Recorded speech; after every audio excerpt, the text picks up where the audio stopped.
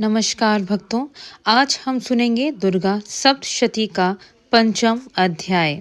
ओम। इस उत्तर चरित्र के रुद्र ऋषि हैं, महासरस्वती देवता हैं, अनुष्टुप छंद है, भीमा शक्ति है, भ्रामरी बीज है, सूर्य तत्व है और सामवेद स्वरूप है। महासरस्वती की प्रसन्नता के लिए उत्तर चरित्र के पाठ में इसका विनियोग किया जाता है। जो अपने कर कमलों में घंटा, शूल, हल, शंख, मूसल, चक्र, धनुष और बाण धारण करती हैं, शरद ऋतु के शोभा संपन्न चंद्रमा के समान जिनकी मनोहर कांति है, जो तीनों लोकों की आधारभूता और शुंभ आदि दैत्यों का नाश करने वाली हैं, तथा गौरी के शरीर से जिनका प्राकट्य हुआ है, उन महासरस्वती देवी का मैं निरंतर भजन करता हूँ। ऋषि कहते हैं, पूर्व काल में शुंभ और निशुंभ नामक असुरों ने अपने बल के घमंड में आकर शचीपति इंद्र के हाथ से तीनों लोकों का राज्य और यज्ञ भाग्य छीन लिए। वे ही दोनों सूर्य, चंद्रमा, कुबेर, यम और वरुण के अधिकार का भी उपयोग करने लगे। वायु और अग्नि का कार्य भी वे ही करने लगे। उन दोनों ने सब देवताओं को अपमानित, राज्य भ्रष्ट, पराजित तथा अधिकारहीन करके स्वर्ग से निकाल दिया। उन दोनों महान असुरों से तिरस्कृत देवताओं ने अपराजिता देवी इसका स्मरण किया और सोचा, जगदम्बा ने हम लोगों को वर दिया था कि आपत्ति काल में स्मरण करने पर मैं तुम्हारी सब आपत्तियों का तत्काल नाश कर दूंगी। यह विचार कर देवता गिरिराज हिमालय पर गए और वहां भगवती विष्णु माया की स्तुति करने लगे। देवता बोले, देवी को नमस्कार है, महादेवी शिवा को सर्वदा नमस्कार है, प्रकृति एवं भद्रा को प्रणाम है। हम लोग नियम पूर्वक जगदम्बा को नमस्कार करते हैं। रौद्रा को नमस्कार है, नित्या, गौरी एवं धात्री को बारंबार नमस्कार है। ज्योत्सनामयी, चंद्र रूपिणी एवं सुख स्वरूपा देवी को सतत प्रणाम है। शरणागतों का कल्याण करने वाली वृद्धि एवं सिद्धि रूपा देवी को हम बारंबार नमस्कार करते हैं। राक्षसों की लक्ष्मी, राजाओं की लक्ष्मी तथा शवार्णी शिव पत्नी स्वरूपा आप जगदम्बा को बार बार नमस्कार है। दुर्गा, दुर्गपारा, सारा, सर्वकारिणी, ख्याति, कृष्णा और धूम्रा देवी को सर्वदा नमस्कार है। अत्यंत सौम्य तथा अत्यंत रौद्र रूपा देवी को हम नमस्कार करते हैं। उन्हें हमारा बारंबार प्रणाम है। जगत की आधारभूता कृति देवी को बारंबार नमस्कार है। जो देवी सब प्राणियों में विष्णु माया के नाम से कही जाती है, उनको नमस्कार, उनको नमस्कार, उनको बारंबार नमस्कार है। जो देवी सब प्राणियों में चेतना कहलाती हैं, उनको नमस्कार, उनको नमस्कार, उनको बारंबार नमस्कार है। जो देवी सब प्राणियों में बुद्धि रूप से स्थित हैं, उनको नमस्कार, उनको नमस्कार, उनको बारंबार नमस्कार है। जो देवी सब प्राणियों में निद्रा रूप से स्थित हैं, उनको नमस्कार, उनको नमस्कार, उनको बारंबार नमस्कार है। जो देवी सब प्राणियों में क्षुधा रूप से स्थित हैं, उनको नमस्कार, उनको नमस्कार, उनको बारंबार नमस्कार है। जो देवी सब प्राणियों में छाया रूप से स्थित हैं, उनको नमस्कार, उनको नमस्कार, उनको बारंबार नमस्कार है। जो देवी सब प्राणियों में शक्ति रूप से स्थित हैं, उनको नमस्कार, उनको नमस्कार, उनको बारंबार नमस्कार है। जो देवी सब प्राणियों में तृष्णा रूप से स्थित हैं, उनको नमस्कार, उनको नमस्कार, उनको बारंबार नमस्कार है। जो देवी सब प्राणियों में क्षमा रूप से स्थित हैं, उनको नमस्कार, उनको नमस्कार, उनको बारंबार नमस्कार है। जो देवी सब प्राणियों में जाति रूप से स्थित हैं, उनको नमस्कार, उनको नमस्कार, उनको बारंबार नमस्कार है।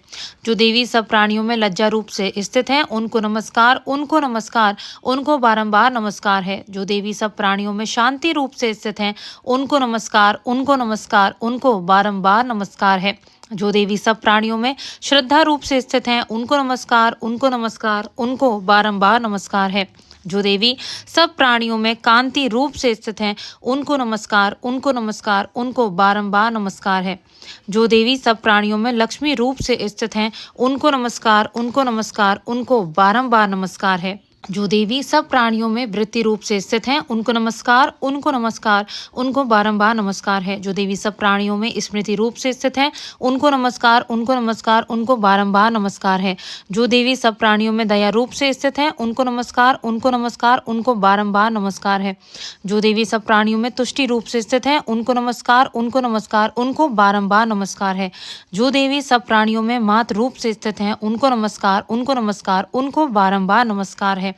जो देवी सब प्राणियों में भ्रांति रूप से स्थित हैं, उनको नमस्कार, उनको नमस्कार, उनको बारंबार नमस्कार है। जो जीवों के इंद्रिय वर्ग की अधिष्ठात्री देवी एवं सब प्राणियों में सदा व्याप्त रहने वाली हैं, उन व्याप्ति देवी को बारंबार नमस्कार है। जो देवी चैतन्य रूप से संपूर्ण जगत को व्याप्त करके स्थित है, उनको नमस्कार, उनको नमस्कार, उनको बारंबार नमस्कार है। पूर्व काल में अपने अभीष्ट की प्राप्ति होने से देवताओं ने जिनकी स्तुति की तथा देवराज इंद्र ने बहुत दिनों तक जिनका सेवन किया, वह कल्याणमयी साधनभूता ईश्वरी हमारा कल्याण और मंगल करें तथा सारी आपत्तियों का नाश कर डालें। उद्दंड दैत्यों से सताए हुए हम सभी देवता जिन परमेश्वरी को इस समय नमस्कार करते हैं तथा जो भक्ति से विनम्र पुरुषों द्वारा स्मरण की जाने पर तत्काल ही संपूर्ण विपत्तियों का नाश कर देती हैं, वे जगदम्बा हमारा संकट दूर करें। ऋषि कहते हैं, राजन, इस प्रकार जब देवता स्तुति कर रहे थे, उस समय पार्वती देवी गंगा जी के जल में स्नान करने के लिए वहां आईं। उन सुंदर बाहों वाली भगवती देवताओं से पूछा, आप लोग यहाँ किसकी स्तुति करते हैं? तब उन्हीं के शरीर कोश से प्रकट हुई शिवा देवी बोली, शुंभ दैत्य से तिरस्कृत और युद्ध में निशुंभ से पराजित हो यहाँ एकत्रित हुए ये समस्त देवता यह मेरी ही स्तुति कर रहे हैं।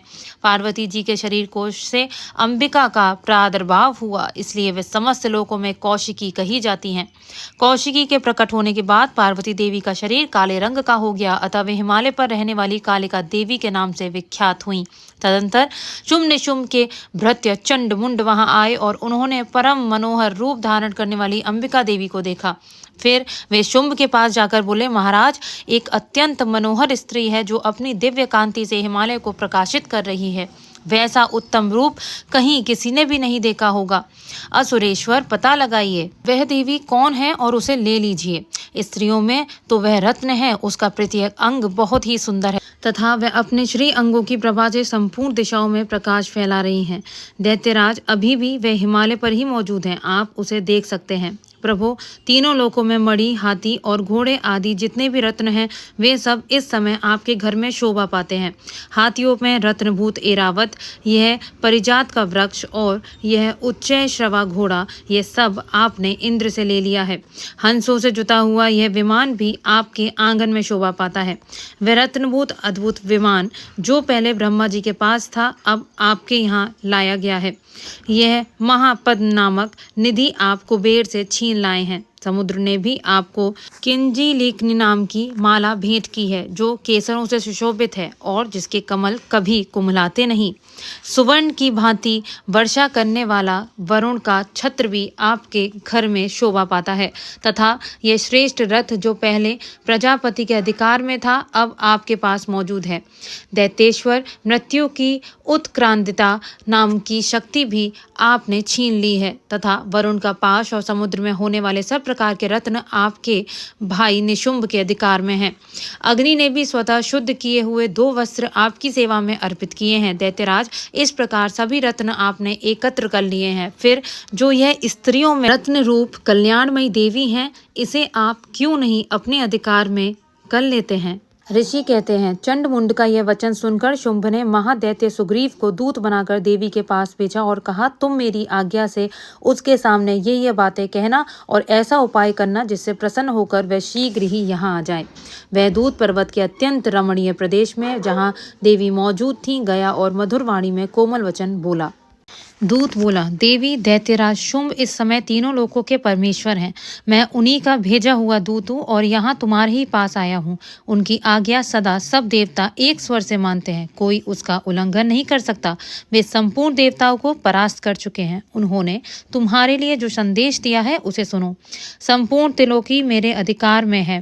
देवता भी मेरी आज्ञा के अधीन चलते हैं। संपूर्ण यज्ञों के भागों को मैं ही पृथक पृथक भोगता हूँ। तीनों लोकों में जितने श्रेष्ठ रत्न हैं, वे सब मेरे अधिकार में हैं। देवराज इंद्र का वाहन ऐरावत, जो हाथियों में रत्न के समान है, मैंने छीन लिया है। क्षीर सागर का मंथन करने से जो अश्वरत्न उच्चय श्रवा प्रकट हुआ था, उसे देवताओं ने मेरे पैरों पर पड़कर समर्पित किया है।